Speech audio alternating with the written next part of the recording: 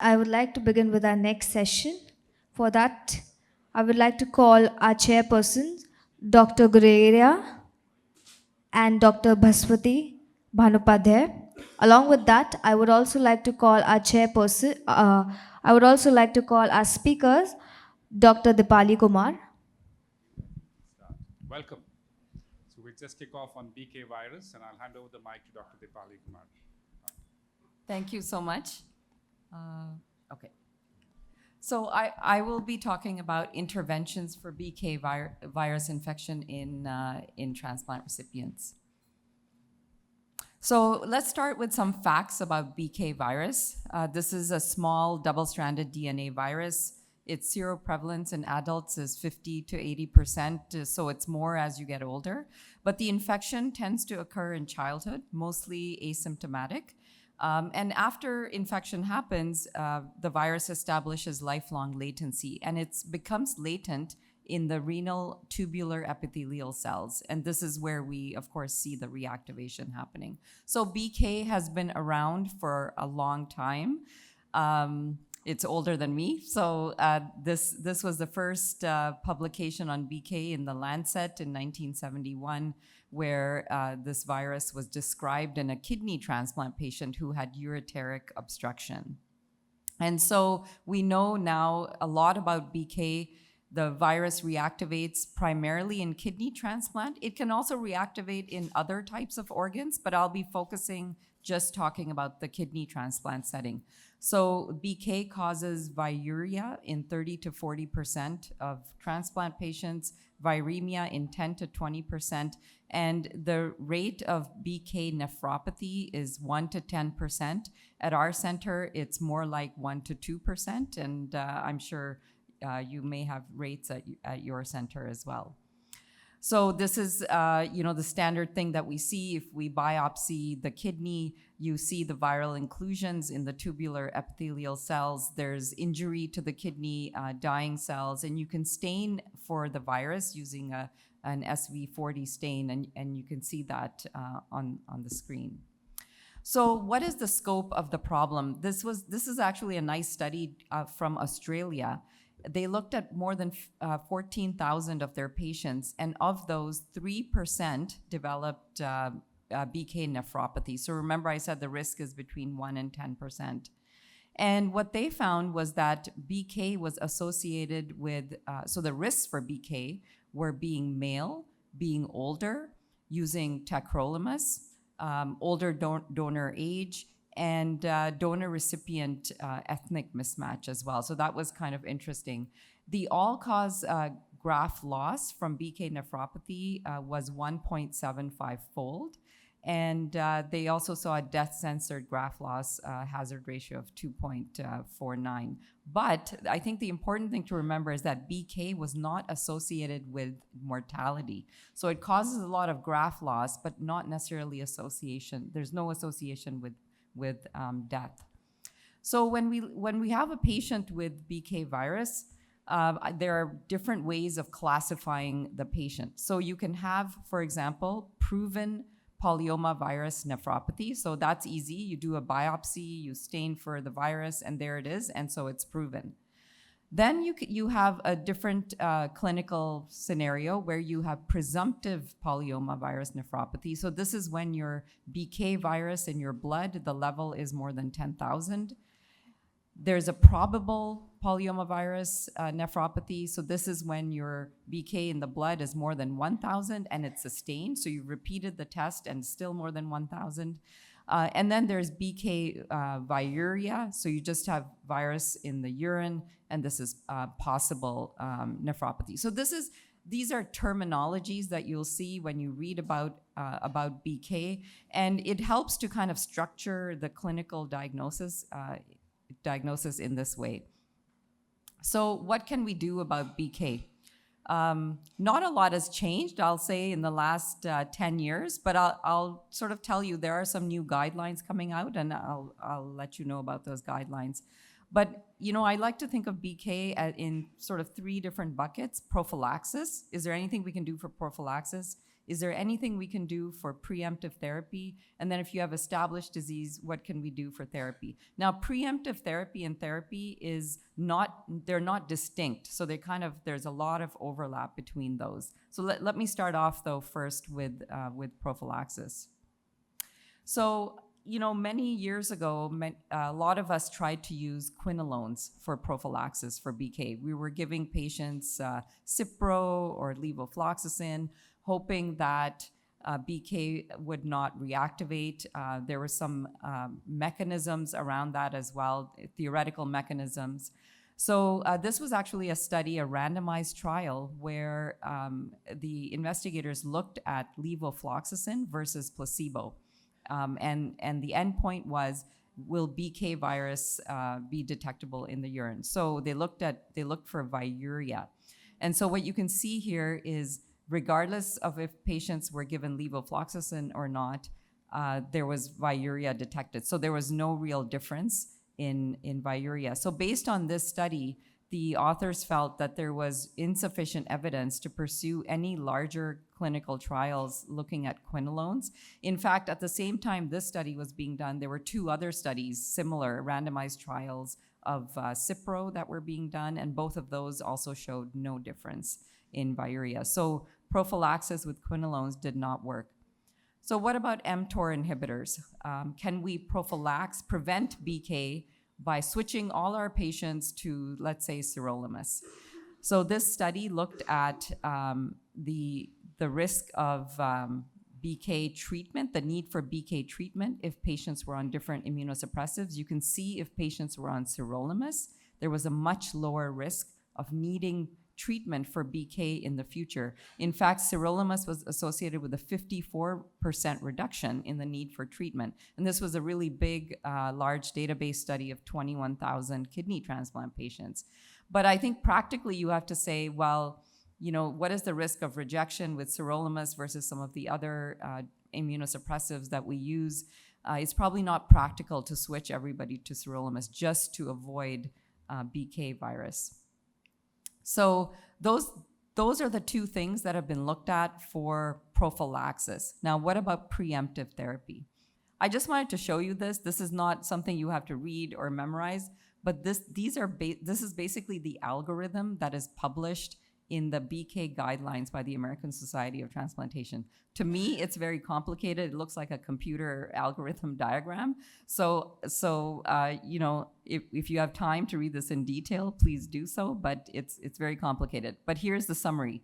You check BK, you do screening, you do plasma DNA-emia, so that's the virus, monthly for 6 months, then every 3 months until 2 years. Or if there's kidney dysfunction, you can do it more often.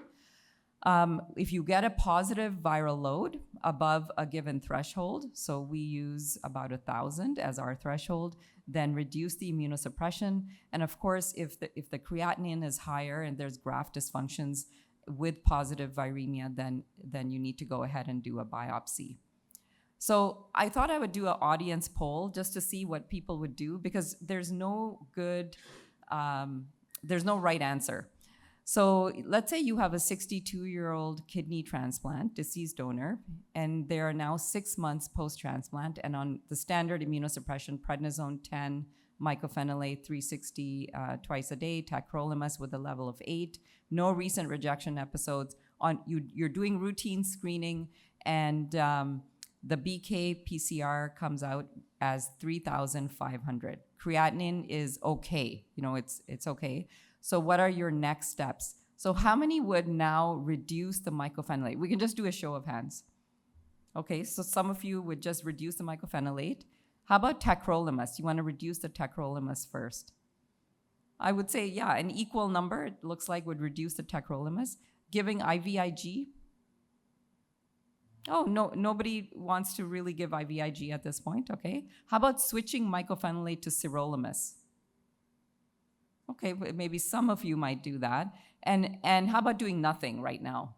Just repeating a PCR in 2 to 4 weeks, just not doing any changes. Okay, very few hands for that. It sounds like most of us want to do something. Most of us want to reduce either mycophenolate or tacrolimus. And I think that's reasonable. I'll show you some evidence for IVIG as well. So I just wanted to say that, you know, if we're going to screen, we need to have something to do with the results. So a crucial requirement for any screening is effective therapy, whether that's reducing calcineurin inhibitors, antiproliferatives, or giving some kind of adjunct treatment. So, you know, we often ask ourselves, we do all the screening, we spend money testing the patients, there's inconvenience, you know, in doing all these tests. Does it really prevent nephropathy? So multiple studies have actually looked at this. Most of them are case series. There's no control groups. But the clearance of viremia in these studies is around 70%. Clearance of viruria is about 55%. This is just with screening. Acute rejection still happens in 0 to 23%, and nephropathy still develops in 0 to 40% despite screening. So screening is good, but I think we have to realize that we are still seeing, of course, viremia, nephropathy, and rejections. So let's talk about some treatments. Now, many years ago, a lot of us used to use cidofovir. Cidofovir is nephrotoxic. It has toxicity in the eyes as well. This is the largest series of cidofovir that has been published. This was 75 patients where cidofovir was added on top of immunosuppression reduction if the patients had a high-level BK or nephropathy. Patients got almost 13 doses of cidofovir. They saw clearance in about 71% of patients. But if you looked at, you know, how well it worked, the GFR was stable if BK cleared in less than 6 months. GFR declined in 15% if there was no BK clearance. There was no control group in this study. And after looking at this, we wondered if it had any added value beyond immunosuppression reduction. And there are other cidofovir studies. None of them are controlled. You see similar kinds of numbers, clearance of about 71%, but that could have just been from immunosuppression reduction. Leflunomide. So there was some discussion about leflunomide for CMV. Leflunomide has been used for BK as well. There's only one study that actually has a control group with leflunomide. So this is this particular study, and it actually showed that that leflunomide was not associated with BK viral clearance. In fact, stopping mycophenolate helped more than, so that was a significant result if you stop mycophenolate, but if the use of leflunomide did not help the BK viremia. And what about IVIG? So that was one of the options that I presented to you. So this was a study of 50 patients with biopsy-proven nephropathy. 28 patients had immunosuppression reduction. Some of them also got Cipro in this study. They got cidofovir, they got leflunomide. Some of them had immunosuppression reduction and got Cipro, cidofovir, leflunomide, and had IVIG added on top of that. And the IVIG dose in this was 100 milligram per kilogram for 10 weeks for a total dose of 1 gram per kilogram. And so what the authors found was that the virus actually cleared better if you added IVIG. And they found this in BK viral load clearance, but also biopsy clearance. So the biopsy looked better if patients were given IVIG. In fact, so again, in the multivariate model, same study, IVIG was significant. Also, reduction of immunosuppression, reducing TAC or cyclosporin was also significant. But there was no significant difference in graft or patient survival. So I think that's important to know. There's lots of other studies looking at IVIG and actually showing a benefit of IVIG. So the TTS organized a consensus conference on BK virus last year, and it's not been published, but this is the abstract that was presented at the American Transplant Congress back in June. So the TTS is now recommending for treatment that first strategy is reducing anti-metabolites. So this is your mycophenolate reduced by 50%, then discontinue if the viral load is still high. Second strategy is you can reduce the tacrolimus or cyclosporin first. So exactly what all of you, this audience said, some of you would reduce tacrolimus first, some of you would reduce mycophenolate. So this is exactly what is now written down in the guidelines. Then what they say is, we suggest that further steps of immunosuppression reduction are considered if viral load does not decrease by 10-fold. And then they also recommend now IVIG based on the data that I showed you as adjuvant therapy. And I will say anecdotally, we are using a lot of IVIG now for our BK patients in Canada. They do not recommend cidofovir or leflunomide, so those are out. Now, I do want to tell you about two new therapies that are coming up for BK. This is a randomized study that was again presented at the American Transplant Congress in June. This is a study of a new antibody against BK. So MAU 868 is a neutralizing antibody targeting BK. We all now know what are neutralizing antibodies because we know from COVID. This one prevents BK from binding to the cells and further replicating.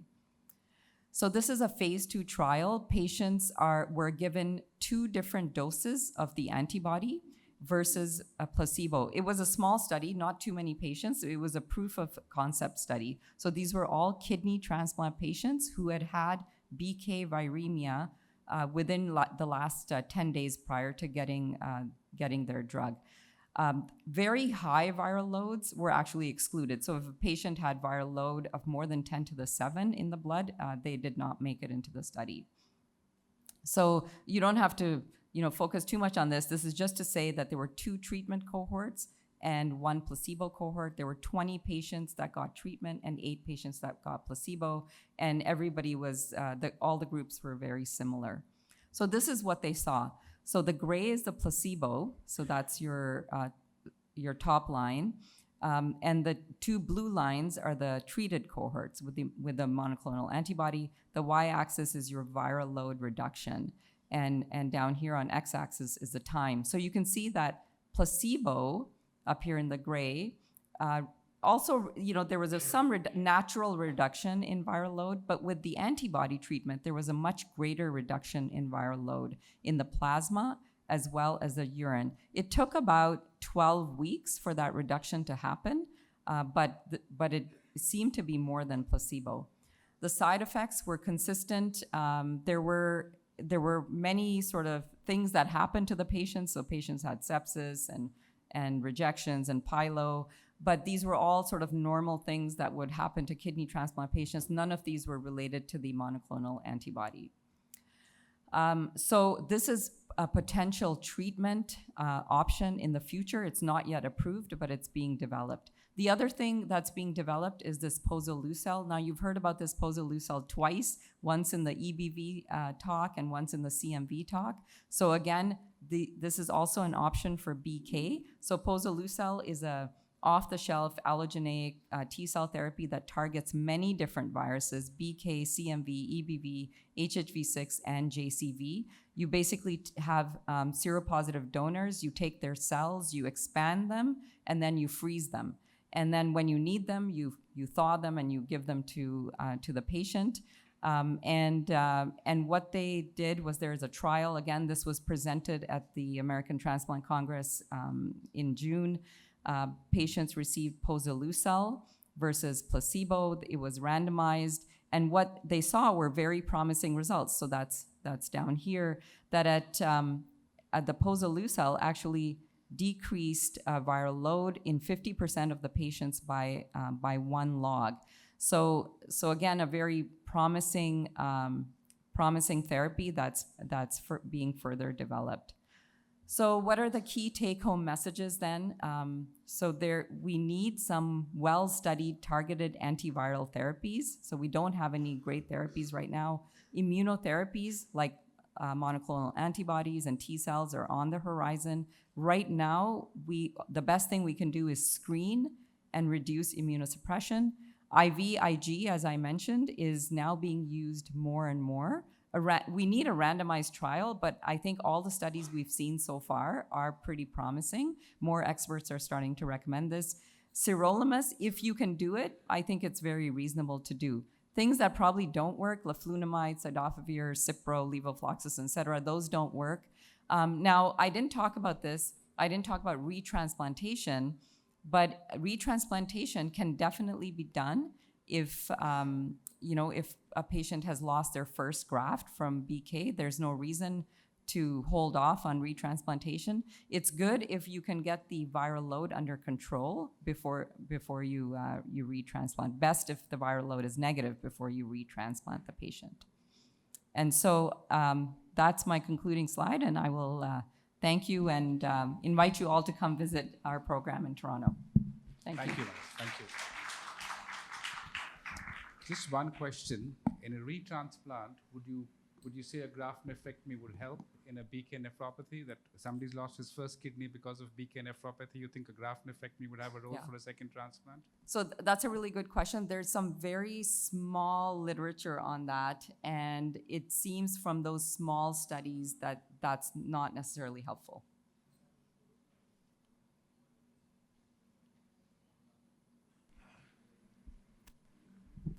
Thank you for the lecture, ma'am. I had a doubt.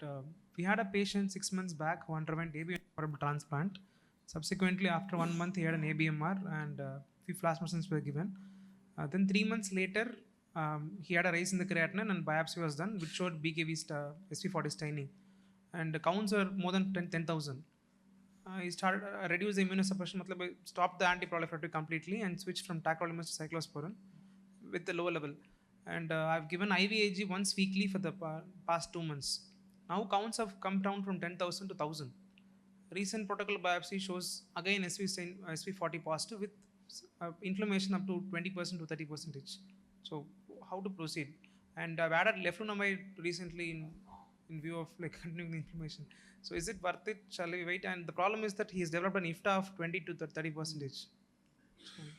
Yeah, I think you're describing something that we all see. So it's an excellent case. So the combination of having inflammation, rejection, and having BK at the same time. So you're stuck between, do you reduce immunosuppression or do you give more immunosuppression to reduce the inflammation that's going on? And that's a common problem. I think that hard to know what to do here. You've done all the right things. So you've given IVIG, leflunomide. I mean, as I showed you, the studies it doesn't really show a benefit, but sometimes as doctors, we feel like we need to do something. So, I leave that up to you. There's really no benefit in the studies. Sometimes a watch and wait approach is also good. And, you may just hold, or one potential, if there's a lot of inflammation, you can give a little bit of steroid and just watch the BK levels. So it's very difficult to know what to do because you're in this balancing situation now.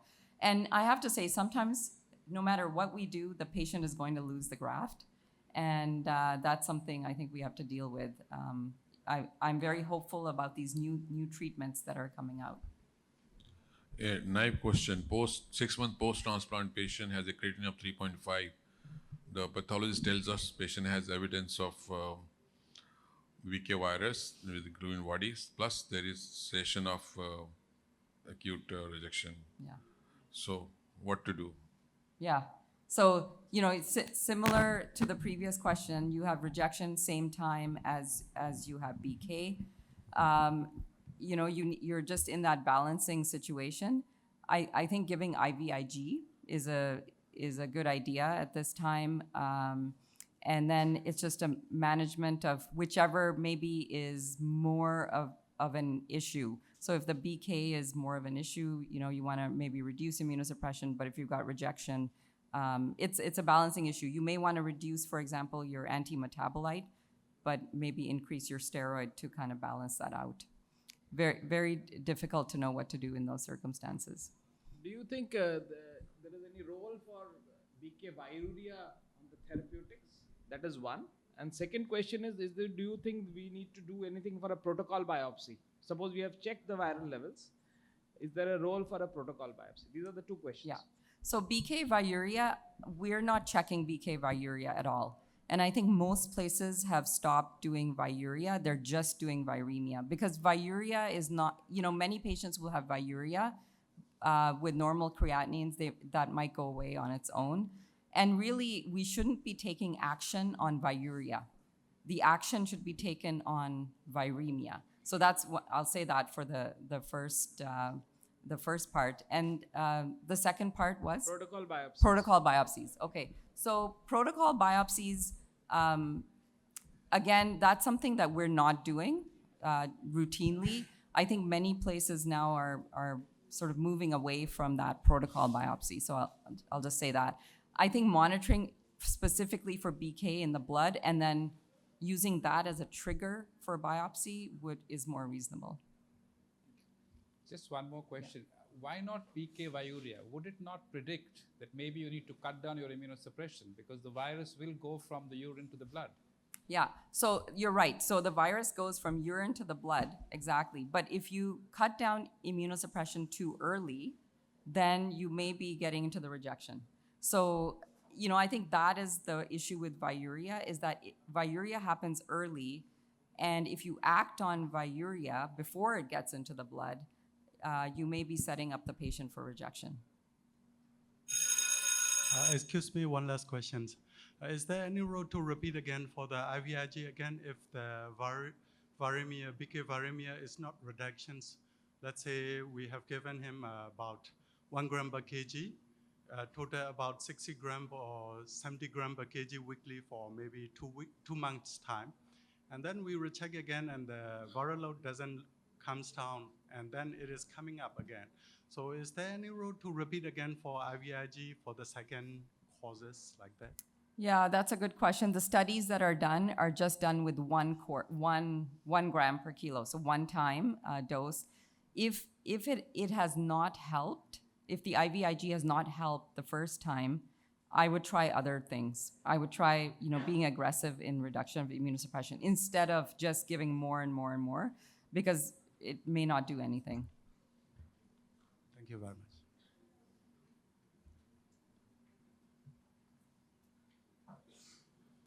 Thank you so much, doctors. I would request our chairperson to please give a memento to Dr. Dipali.